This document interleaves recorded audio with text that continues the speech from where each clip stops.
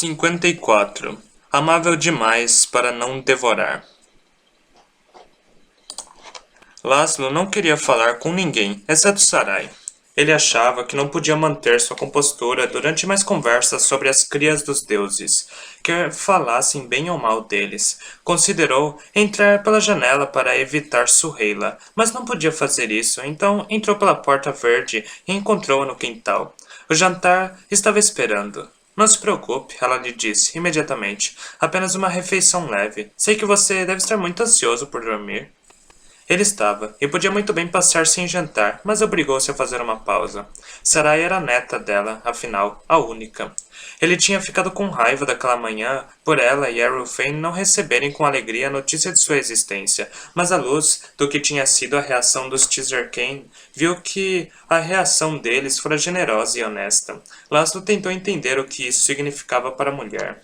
Suheila colocou tigelas de sopa na mesa e pendurou um disco de pão fresco no gancho. O pão tinha sementes e pétalas assados no meio, em um padrão de círculos. Uma refeição leve, talvez, mas ela devia ter levado horas para prepará-la. Normalmente ela conversava sem esforço, mas não esta noite, na qual percebeu uma curiosidade tímida e envergonhada nela, e várias vezes ela pareceu prestes a falar, mas achou melhor não. No outro dia, ele começou. Você me disse para simplesmente perguntar. Agora é minha vez. Está tudo bem? Está tudo bem. Você pode perguntar. Sua voz estava tímida. Ela nos odeia muito? Não, ele respondeu. Ela não os odeia nem um pouco. E sentiu-se confiante de que aquilo era verdade. Ela confessara sobre o paradoxo no cerne do seu ser e da maldição de conhecer seus inimigos bem demais para poder odiá-los. Talvez ela odiasse antes, mas agora não mais. Ele queria contar-lhe que Sarai entendia, mas essa absolvição só podia vir de Sarai. Ele comeu, e depois Suheila lhe fez um chá, que foi recusado, pois estava ansioso para ir. Mas ela disse que o chá o ajudaria a dormir mais rápido. Ah, então isso seria maravilhoso. Ele bebeu em um gole, agradeceu, fez uma pausa para apertar-lhe a mão e foi finalmente ao seu quarto. Abriu a porta e parou na soleira. Mariposas. Mariposas estavam pousadas na cabeceira de madeira da cama, e nos travesseiros e na parede atrás da cama, e quando a porta se abriu, elas levantaram-se no ar como folhas sopradas pelo vento. Sarai, ele pensou. Ele não sabia o que pensar sobre o número de mariposas. Elas o dominaram, não com medo ou, deuses o perdoem, nojo, mas com reverência, e uma ferroada de pavor. Talvez ele tenha trazido todo o pavor consigo da estação dos guardas e das palavras brutais e sangrentas de seus amigos, e talvez as mariposas trouxessem um pouco dele com suas asas felpudas de crepúsculo. Ele entendeu uma coisa naquele redemoinho de criaturas. Sarai estava esperando por ele. Laszlo fechou a porta. Teria lavado o rosto e barbeado-se, escovado os dentes, penteado o cabelo, mudado. Ele corou com a ideia de tirar a camisa, embora soubesse que ela já o tivesse visto dormindo daquele jeito antes. Resolveu escovar os dentes e tirar as botas, e então deitou-se. Sobre sua cabeça as mariposas juntaram-se na viga do teto como um galho florescendo escuridão. O garoto percebeu, depois de se acomodar, que havia deixado espaço suficiente na cama para Sarai, do lado que ela tinha escolhido no sonho, embora tudo o que fosse necessário era sua testa para as mariposas pousarem. Em outro momento, isso podia tê-lo feito rir de si mesmo, mas não esta noite. Esta noite, ele só sentia a ausência dela em um mundo que não a queria.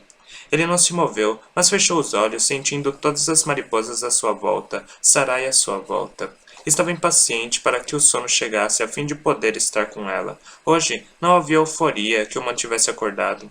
Havia apenas um lento afundar. E não demorou. A mariposa à testa. O limiar do sono. Sarai encontrou-se no mercado do anfiteatro. Ela ansiava pela cor e pela doçura do lamento, do sonho, como se lembrava, mas não havia disso ali. O lugar estava vazio. Um vento soprou, arrastando lixo pelos seus tornozelos, e um terrível buraco de medo abriu-se nela. Onde estava toda a cor? Devia haver sedas voaçando, música no ar e risos das crianças na corda bamba. Não havia crianças na corda bamba e todas as tendas do mercado estavam vazias. Algumas até pareciam queimadas e não havia um som a ser ouvido. A cidade havia parado de respirar. Sarai também parou de respirar. Será que ela tinha feito esse lugar para refletir seu desespero? Ou ele era a criação de Laszlo? Isso parecia impossível. Sua alma precisava do lamento do sonhador, e ela precisava dele.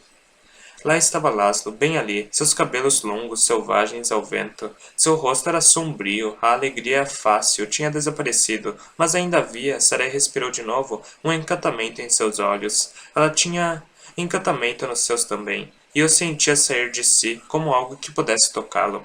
Ela deu um passo à frente, seguindo seu caminho, e ele fez o mesmo. Os dois pararam frente a frente, à distância de um braço, sem se tocarem. As 3 cordas que os uniam os aproximaram ainda mais, corações, lábios, umbigo, mais perto, ainda sem tocar. O ar entre eles era um lugar morto, como se ambos estivessem carregando sua desesperança à frente, esperando que o outro mandasse para longe. Esperando que o outro a mandasse para longe. Eles seguraram tudo o que tinham para dizer, cada coisa desesperada, e não queriam dizer nada daquilo. Só queriam que aquilo desaparecesse. Ali, pelo menos, no lugar que era deles. Bem, observou Sarai. Hoje foi um dia longo. Isso rendeu uma risada surpresa de Laszlo. O mais longo, ele concordou. Você conseguiu dormir um pouco? Sim, ela respondeu, revelando um sorrisinho. Transformei meus pesadelos em vagalumes e os prendi num pote de vidro. Isso é bom. Eu estava preocupado, Laszlo corou. Pode ser que eu tenha pensado em você algumas vezes hoje. Só algumas vezes? Ela provocou, corando também.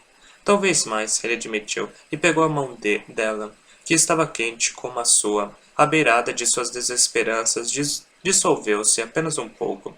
Também pensei em você, Sarai revelou, entrelaçando seus dedos nos dele. Marrom e azul, azul e marrom. Ela ficou paralisada ao ver isso, e murmurou. E é justo eu te contar que sonhei com você. Oh, espero que eu tenha me comportado. Não comportado demais, falou, timidamente, e acrescentou, não mais do que esta manhã, quando o sol se levantou rudemente. Ela referia-se ao beijo. Ele entendeu. O sol. E ainda não o perdoei. O espaço entre eles só podia se encolher, não crescer. A voz de Laszlo foi música. A música mais bela e rouca, quando pegou Sarai em seus braços e disse: Quero capturá-lo num pote de vidro e colocá-lo junto com os vagalumes. A lua num bracelete e o sol num pote de vidro, disse Sarai. Nós realmente causamos uma confusão no céu, não? A voz de Laszlo afundou-se mais fundo em sua garganta, mais rouca, mais faminta. Espero que os céus sobrevivam. E então a beijou. Como eles haviam sobrevivido a um dia inteiro com o mero toque que foi o beijo da noite anterior, se soubessem então o que era um beijo, não teriam sobrevivido. Teria sido insuportável chegar tão perto, mal sentir e quase sentir o gosto e serem separados antes. Bem antes disso. Mas eles não sabiam, e agora sabiam. Agora, bem agora, aprenderam. Sarai encostou-se em Laszlo, seus olhos fechando-se em expectativa. Os dele foram mais lentos. Ele queria vê-la, não queria perder nem um segundo de seu rosto. Sua beleza macia e cerúlea o mantinha enfeitiçado. Havia uma poeira de sardas quase invisíveis sobre seu nariz. O deslizar de seus rostos foi tão lento quanto mel se derramando, e seus lábios, tão delicadamente, entreabriam-se. O lábio inferior, voluptuoso como uma fruta reluzindo ao orvalho, separou-se de seu igual, para ele, e foi a coisa mais sedutora que ele já vira. Uma chama de desejo acendeu-se nele, e ele encostou-se na lentidão de mel, empurrando a desesperança para fora do caminho para tomar aquele lábio doce e macio entre os seus. A maciez ardente, o derretimento. Quando Laszlo tinha desejado descobrir com Sarai o reino do desconhecido, pensar em grandes, imensos mistérios como a origem e a natureza dos deuses, mas neste momento havia aberto mão de tudo isso por este pequeno mistério, esse minúsculo, novo e melhor mistério de lamento, o beijo. Esse exato beijo. Lábios, a maravilha dos lábios que podiam roçar ou pressionar, abrirem-se e fecharem-se, e abrindo-se e fechando-se, pegar o outro lábio na mais doce das mordidas, não uma mordida de verdade, nada de dentes. Ah, os dentes ainda eram um segredo, mas a ponta da língua, bem. A desesperança tinha pouca chance contra a descoberta da ponta da língua, e a coisa que quase cegava e insondável era isso, inebriante que era. Tão inebriante que ele se sentiu atordoado, tonto. Ainda assim, sentia que até isso era apenas o limiar para outro reino de desconhecido.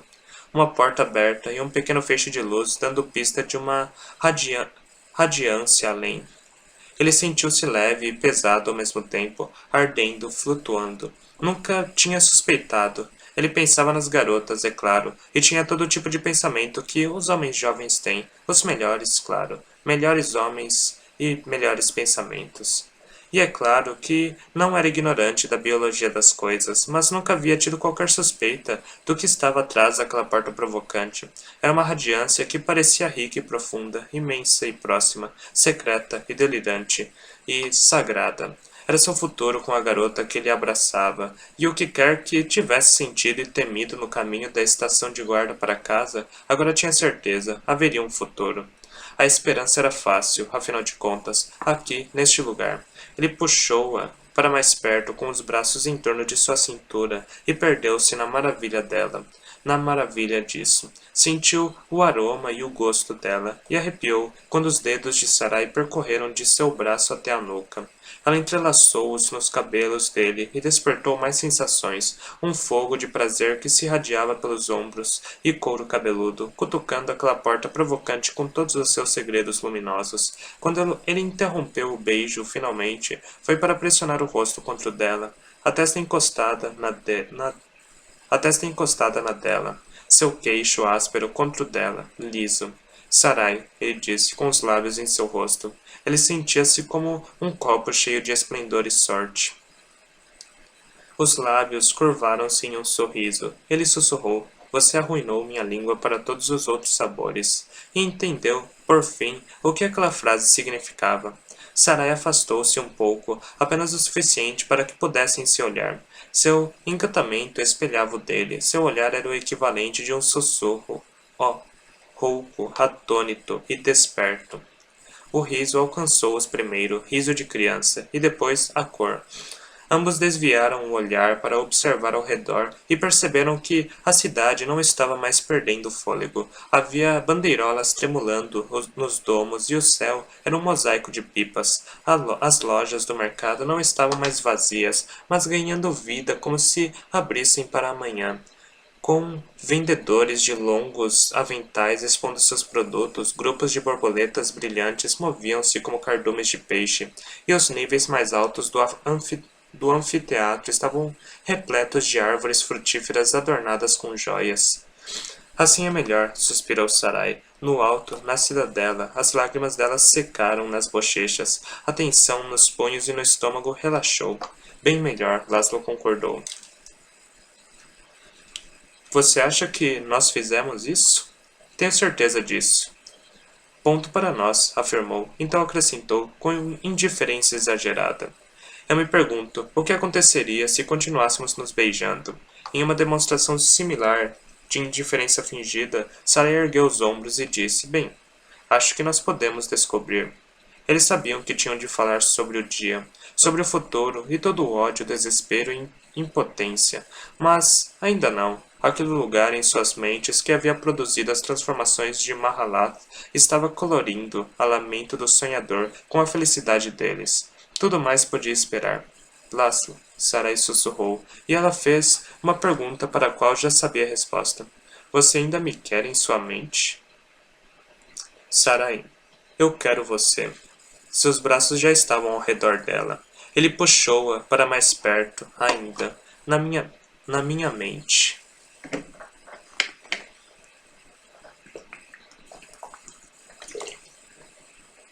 Ainda bem, ela mordeu o lábio, e a visão de seus belos dentes brancos pressionando aquele lábio sedutor e delicado plantou pelo menos um pensamento inconsciente em sua mente sobre o potencial dos dentes no beijo. Eu vou dormir, Já estou deitada na minha cama.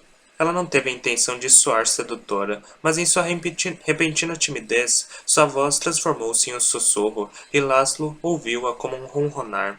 Ele engoliu em seco. Você precisa se deitar aqui? No sonho, ele quis dizer porque ela tinha deitado da última vez. Acho que não. Agora que sei que funciona, acho que será fácil.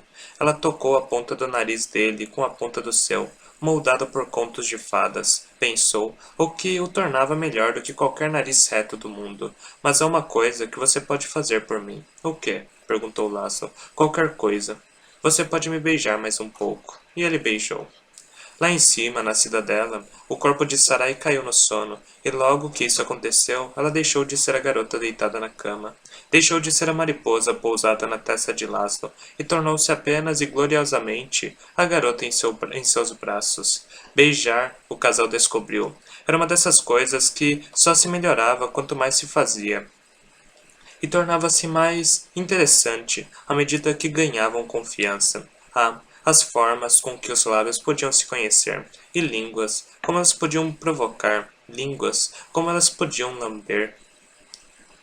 Algumas coisas, pensou Sarai, eram adoráveis demais para devorar, enquanto outras eram adoráveis demais para não serem devoradas.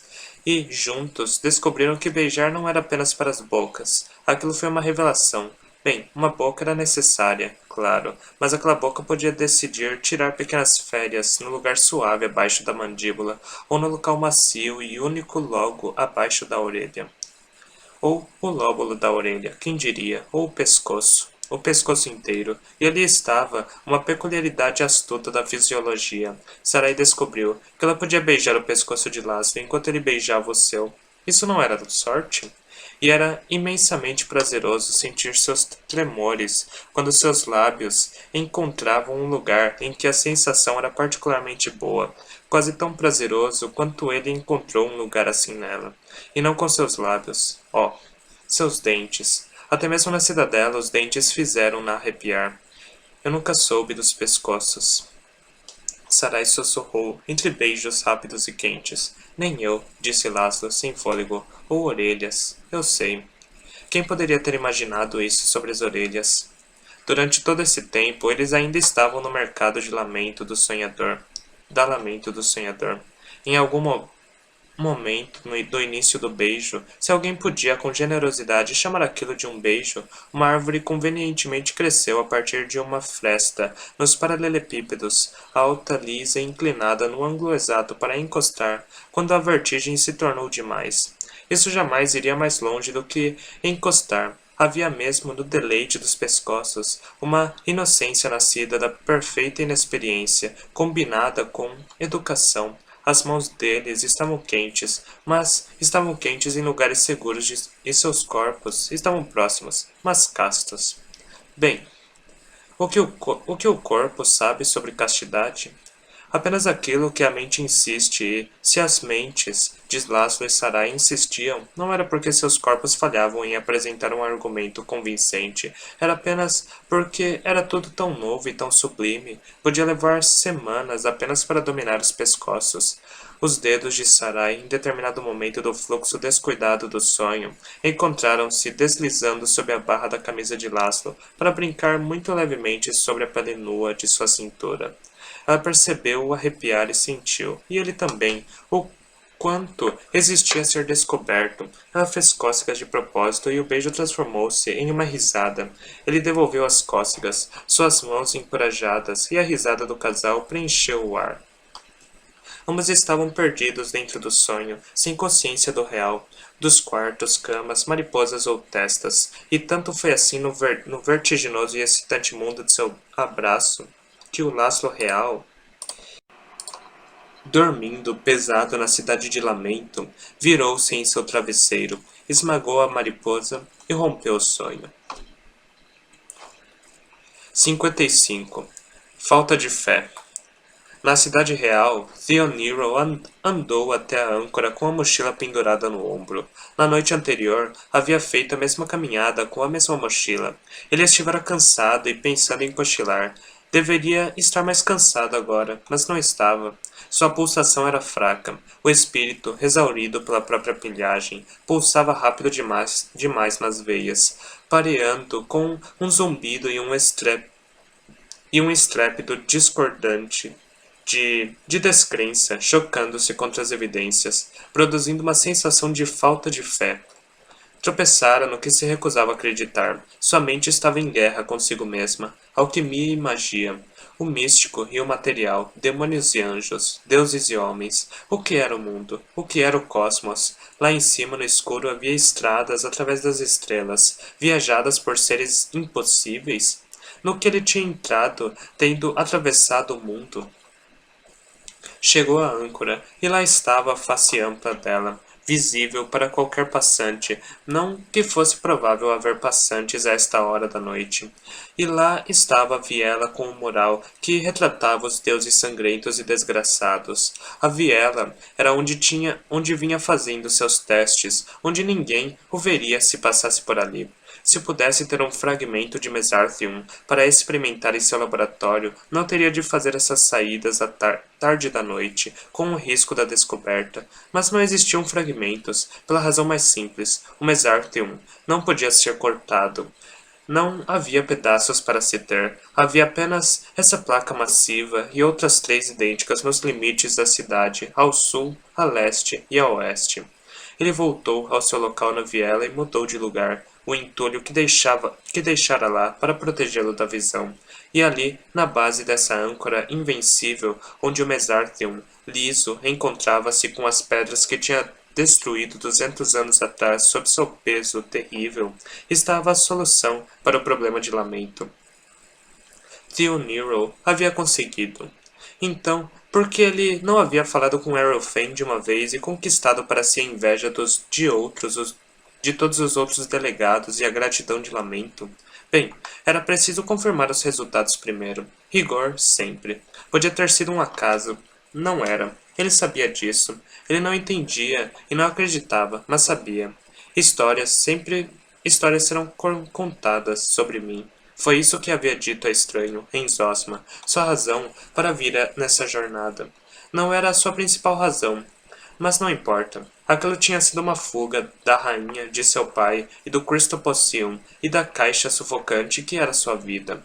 Qualquer que tivesse sido a razão, ali estava ele agora, e uma história desenrolava-se à sua frente, uma lenda assumindo forma. Ele pôs a mochila no chão e abriu-a, mais frascos do que na noite anterior, e uma glaive portátil para iluminar. Ele tinha vários testes a realizar desta vez, o velho Alcahest e o novo. As anotações que fazia eram um hábito e conforto, como se sua caligrafia organizada pudesse transformar o mistério em sentido.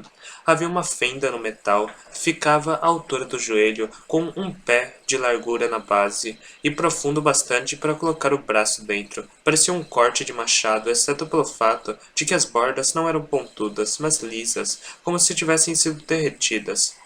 Os novos testes provaram o que Theon já sabia, não o que ele entendia ou acreditava, mas o que ele sabia, da mesma forma que um homem que cai de cara conhece o chão. O Mesarthium tinha sido vencido. Havia uma lenda formando-se, mas não era a dele. Guardou as coisas na mochila e encostou o entulho contra a âncora, para proteger a fenda da vista. Ficou parado na boca da viela com a pulsação fraca e o espírito devastado, perguntando-se o que tudo aquilo significava. Lamento não deu resposta. A noite estava silenciosa. Ele lentamente afastou-se de lá. Do outro lado da rua, Drave observava, e quando o alquimista se foi, ele saiu das sombras, rastejou até a boca da viela e entrou. 56. Os fazendeiros. 56. Os fazedores de sonhos. Não, não, não, não, não, disse Laszlo, levantando-se repentinamente da cama. A mariposa estava deitada em seu travesseiro, como um pedaço de veludo escuro. Cutucou-a com o dedo, mas o inseto não se moveu. Estava morta. Era de Sarai, e ele a tinha matado. A bizarra e tênue natureza de sua conexão atingiu-o com uma nova força. O fato de uma mariposa ser sua única ligação, de que eles pudessem estar compartilhando tal momento e perdê-lo em um instante, porque ele rolou sobre o travesseiro e esmagou uma mariposa.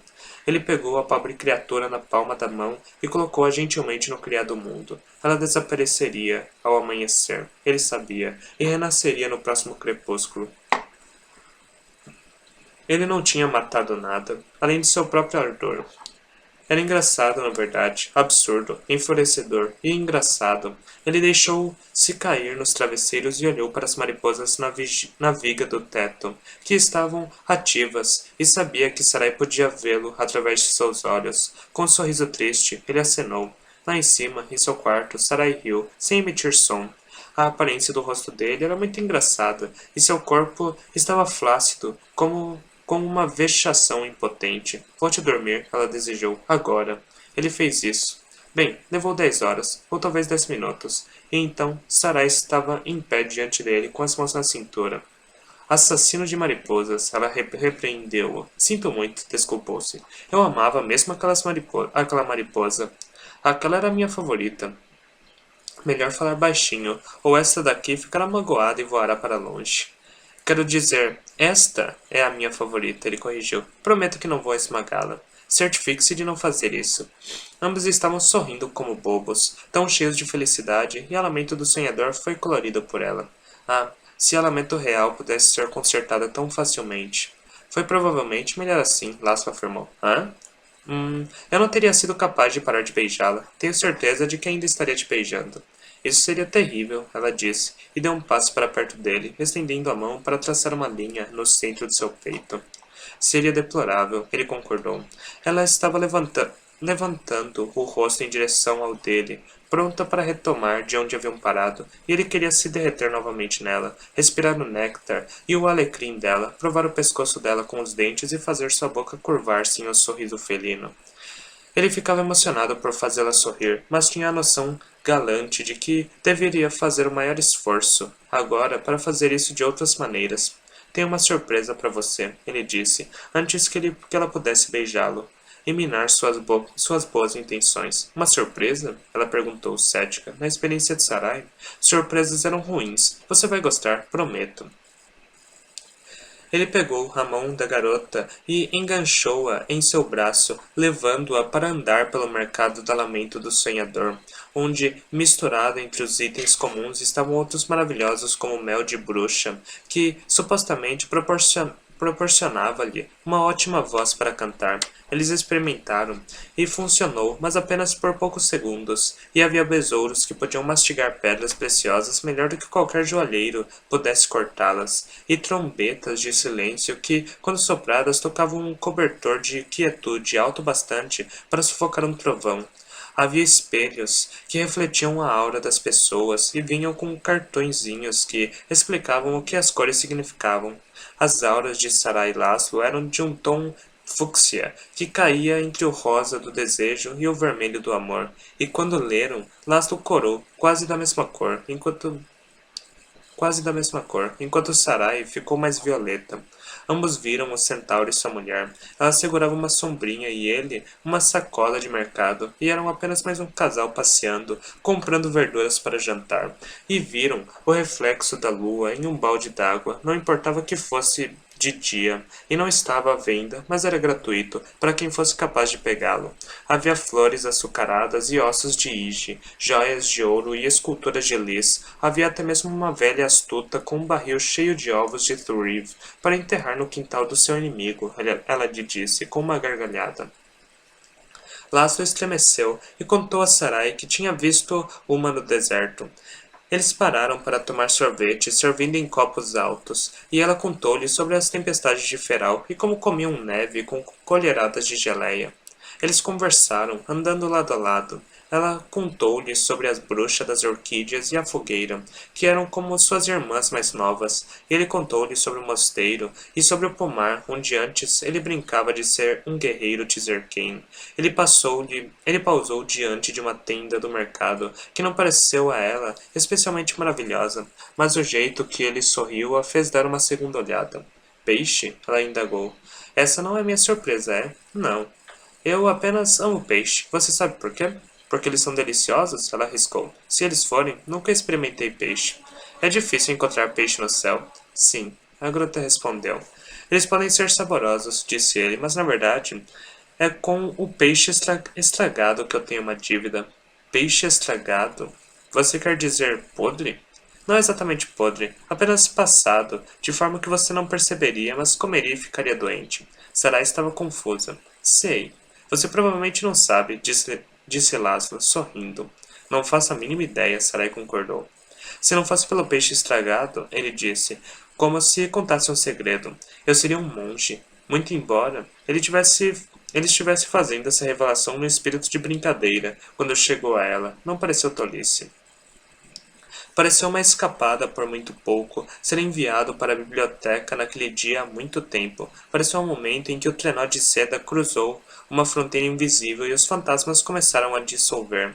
Eu seria um monge, ele repetiu, com um horror mais profundo, pegou Sarai pelos ombros e disse com convicção ressoante. Eu estou contente de não ser um monge. Ela ainda não sabia o que ele estava falando, mas sentia a forma disso. Também estou contente, disse ela, sem saber se ria, e se existisse um status de não monge a ser celebrado com um beijo, era esse. Foi um beijo bom, mas não totalmente intenso que precisasse da árvore para se encostarem. Sarai abriu os olhos de novo, sentindo-se sonhadora e obscura, como uma sentença traduzida em um belo e novo idioma.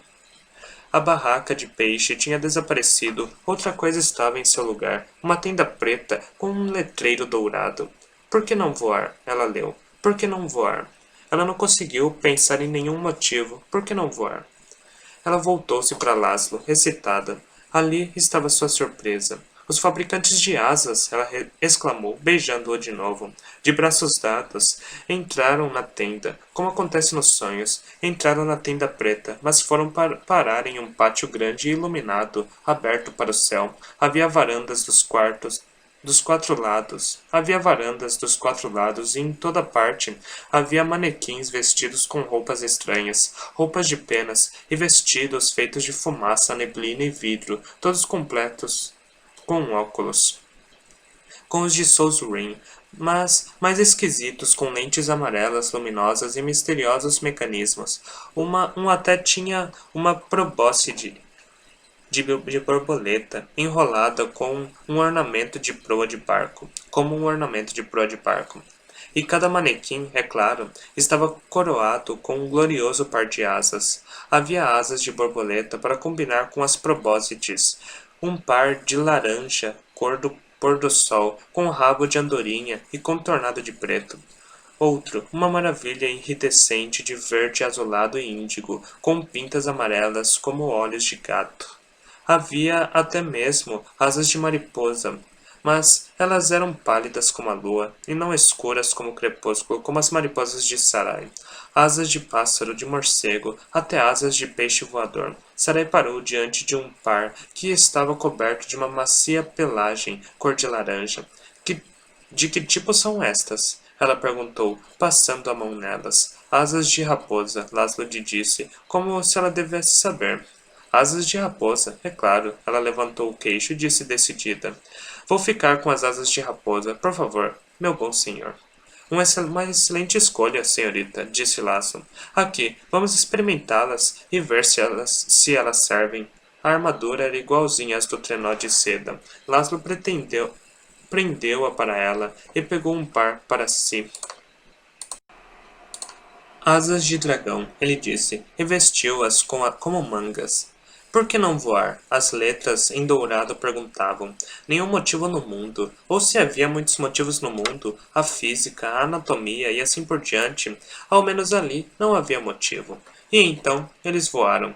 Sarai conhecia sonhos de voar, e este era melhor.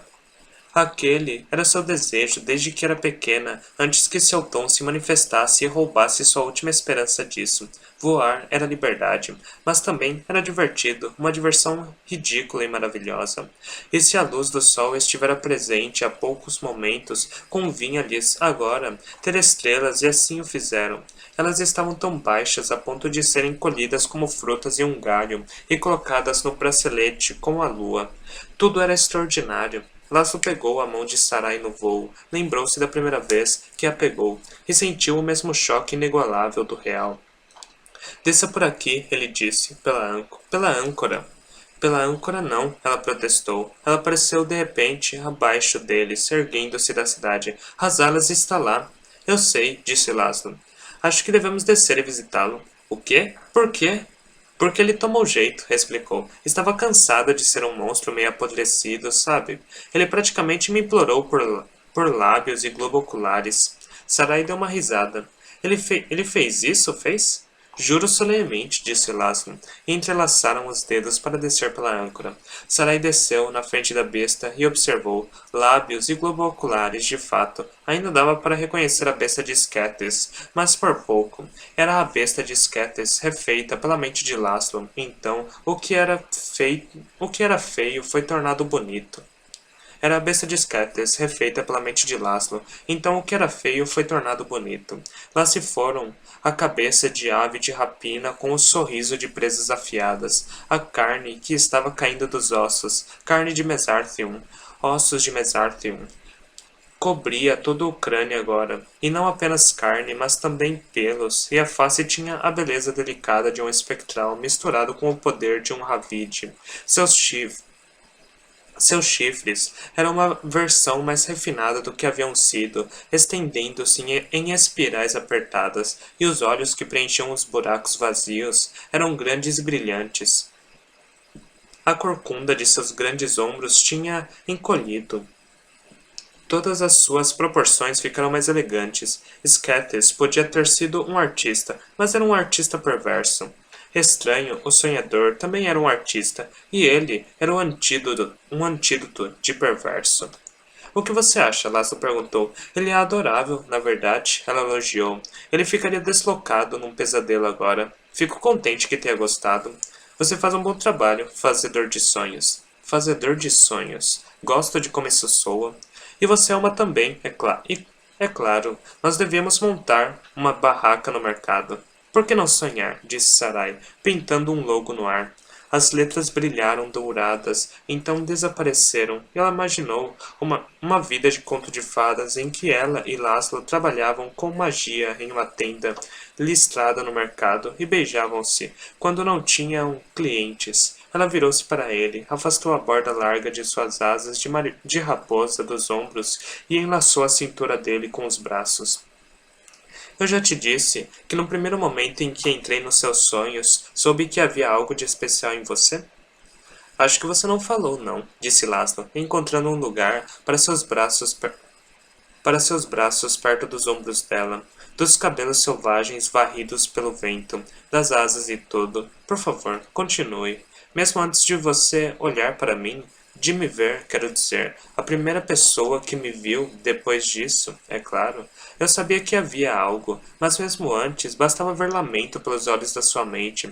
Era tão mágico. Eu queria que ela fosse real, e queria descer e trazer Pardal, Rubi, Feral e Minia para viverem nela, do jeito que você a sonhou. Foi tudo por causa do bolo, não foi? Isca para deuses. Isso ajudou, ela admitiu, rindo. Laszlo ficou sério. Eu gostaria de torná-la real para você. A risada de Sarai desapareceu. Eu sei. A desesperança não voltou para nenhum dos dois, mas as razões para ela, sim. Foi um dia ruim, disse Laszlo. Para mim também. Eles contaram eles contaram tudo, um ao outro, embora Laszlo não tivesse achado necessário repetir as palavras exatas dos guerreiros. Isso fez com que eu pensasse que era impossível. Ele deslizou o dedo pelo rosto dela. Mas eu já pensei que algumas coisas eram impossíveis antes, e até agora nenhuma delas foi. Além disso, sei que Errol Fane não quer mais nenhum assassinato. Ele quer subir a cidadela. Revelou a ela. Para te encontrar. Ele quer? A esperança frágil em sua voz partiu os corações de Laszlo. Ele assentiu. Como ele poderia não querer? Lágrimas formaram-se nos olhos dela. Eu lhe disse que você podia pedir uma trégua aos outros. Posso ir também. Eu gostaria muito de encontrá-la. Um desejo suave passou pelos olhos de Sarai, mas agora Laszlo ouviu-os endurecer. Eu já perguntei, ela revelou. Eles disseram não? Apenas uma disse. E só o voto dela importa.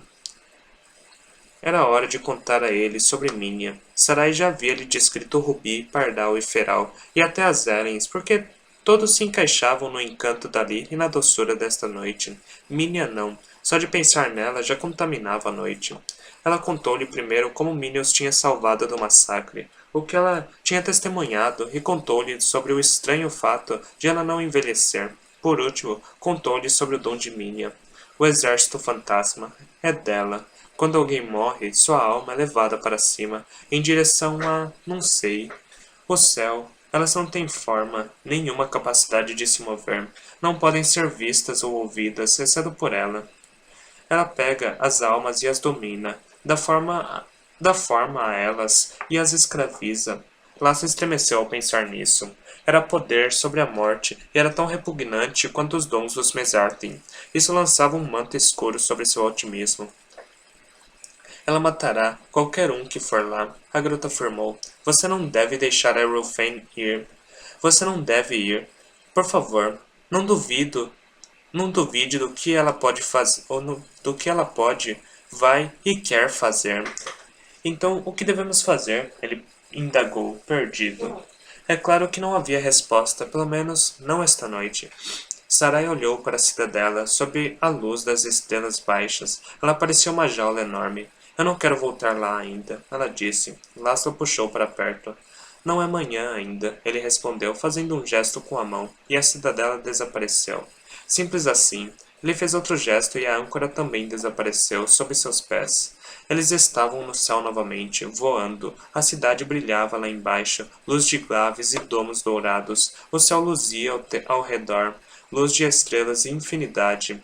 E ao todo, já tinham se passado segundos demais desde o último beijo. Laszlo pensou, tudo, tudo isso é seu, até a infinidade. E então, ele transformou aquilo, até a gravidade, porque ele podia.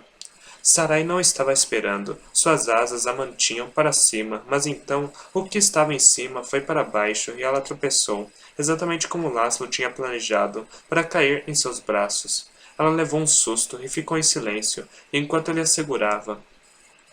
Ele envolveu-a com as asas e juntos eles caíram, não em direção ao céu, mas para longe, para as profundezas do céu. Eles caíram nas estrelas em um movimento rápido de ar e éter. Eles respiraram e respiraram. Eles respiraram a respiração um do outro. Nunca tinham estado tão próximos. Era tudo velocidade e física dos sonhos. Sem necessidade de ficar em pé, deitar ou voar, mas apenas cair. Ambos já estavam caídos, eles nunca terminariam de cair. O universo era infinito e o amor tinha sua própria lógica. Seus corpos curvaram-se juntos, pressionados um ao outro, e encontraram um encaixe perfeito. Corações, lábios, umbigos, todas as cordas bem presas. A mão de laço abriu-se contra as costas de Sarai. Ele a segurava perto de si. Os dedos dela enroscaram-se nos longos cabelos castanhos dele. Suas bocas eram macias e lentas. Seus beijos no chão tinham sido vertiginosos. Estilo diferente. Era reverente. Uma promessa. E deixaram um rastro de fogo, como um cometa enquanto se beijavam. Ele sabia que não era sua vontade que os levou a pousar. Sarai também era uma fazedora de sonhos, e essa escolha tinha sido só dela. Laszlo tinha lhe dado a lua no pulso e as estrelas que a enfeitavam, o sol no pote de vidro junto com os vagalumes. Ele tinha até lhe dado asas, mas o que ela mais queria naquele momento não era o céu, era o mundo e as coisas quebradas, vigas entalhadas à mão e cobertas emaranhadas, e uma tatuagem adorável em volta do umbigo, como uma garota com esperança no futuro. A garota queria conhecer todas as coisas para as quais os corpos são feitos, e todas as coisas que os corações podiam sentir. Ela queria dormir nos braços de Laszlo, e queria não dormir neles. Ela queria. Ela queria acordar de mãos dadas. Sarai desejou, e o sonho obedeceu. O quarto de Laszlo substituiu o universo. Em vez de estrelas glaves, em vez do travesseiro de ar infinito, havia debaixo dela a maciez das penas. Seu peso acomodou-se nelas, e o de Laszlo sobre ela. E tudo com a naturalidade da coreografia se encontrando com a música. Os trajes de Sarai desapareceram, sua camisola era rosa como pétalas, as alças finas como teias de aranha contra o azul de sua pele. Laszlo ergueu-se sobre o cotovelo e a observou maravilhado. Ele traçou uma linha do seu pescoço, tonto com essa nova topografia. Ali estavam suas clavículas, como ele as vira naquela primeira noite. Ele inclinou-se e beijou a depressão morna entre elas. Seus dedos percorreram a extensão do braço e fizeram uma pausa para rolar a fina alça de seda entre eles, sustentando seu olhar. Ele a soltou pelo lado. O corpo dela levantou-se contra o dele, sua cabeça inclinando-se para trás para expor seu pescoço. Ele cobriu com a boca, então beijou um caminho até o ombro nu dela. Sua pele estava quente, e a boca dele também. E tudo aquilo ainda era apenas o começo. Aquilo não foi o que Theon Nero viu quando chegou para espiar pela janela de Laszlo. Nada de amantes e nenhuma bela moça azul.